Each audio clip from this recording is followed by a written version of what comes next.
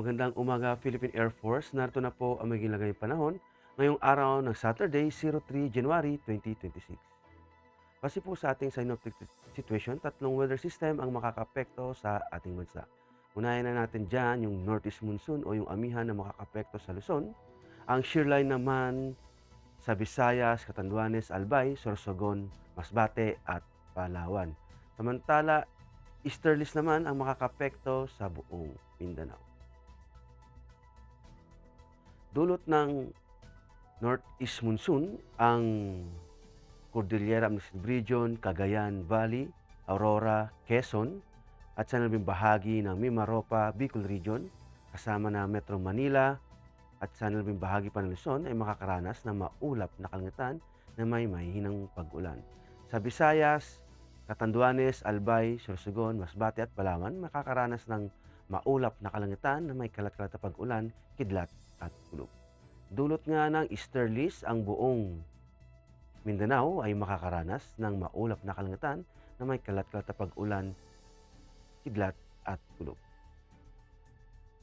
At para naman sa flight level wind chart, makikita natin dito sa 925 hectopascal ang malalakas na hangin dito sa may Northern Luzon hanggang sa parte ng Central Visayas na may posibilidad din na may gustiness dito sa may parte ng Mindoro na aabot sa 60 knots.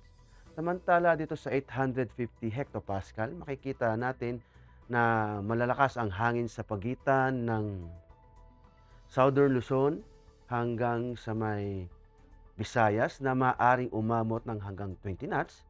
Pataas, indikasyon ito ng malakas na wind flow dito sa mid-level atmosphere. Samantala dito sa 700 hectopascal, makikita natin na malakas ang hangin sa may eastern section ng northern part ng Samar, Palawan hanggang sa Iloilo kung saan dominant ang easterly wind component. At dito naman sa 500 hectopascal, makikita natin na malakas ang hangin na nasa Northern Luzon. Ngunit hanggang sa buong bansa ay makakaranas ng hangin na umaabot sa 36 knots na nagpapahiwatig ng malakas na upper level flow.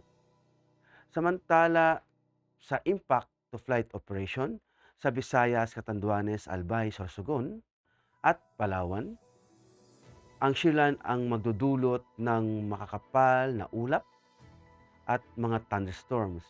Para sa rotary aircraft naman, maaaring itong magdulot ng mababang cloud base, reduce ng visibility, localized turbulence, at posibleng wind shear malapit sa kabundukan. Sa fixed wing naman, maaaring makaranas ng low ceiling turbulence at instrument condition sa approach at landing na posibleng magdulot ng delays o diversion. Sa Cordillera Administrative Region, Cagayan Valley, Aurora, Quezon,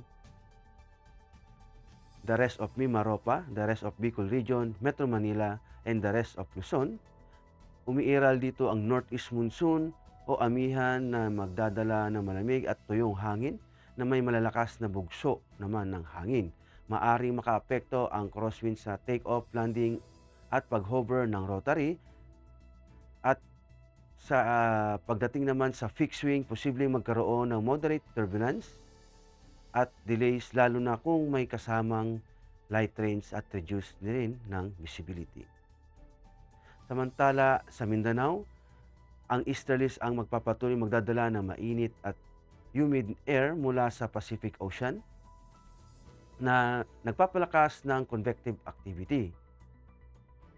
Para sa mga rotary aircraft, maaaring maranasan ang localized thunderstorms at light turbulence sa hapon, habang sa fixed wing operation naman ay generally fair ang condition, ngunit posible pa ring isolated cumulonimbus clouds ang magdulot sa panandaliang delays. Ang araw ay sisikat ng 06:22 at lulubog din naman mamayang 17:39. Para sa moon emulation, meron tayong 100%. At para manatiling updated sa lagay-pagtay ng panahon, i-follow lamang ang Air Force Weather Center sa mga social media accounts. Sa ngalan ng aming commanding officer na si Colonel Alvin Jan Cugador, PAF GSC, ako po si Technical Sergeant Brian Benedict Perasilia, Weather Forecaster ng Air Force Weather Center. Maraming salamat po.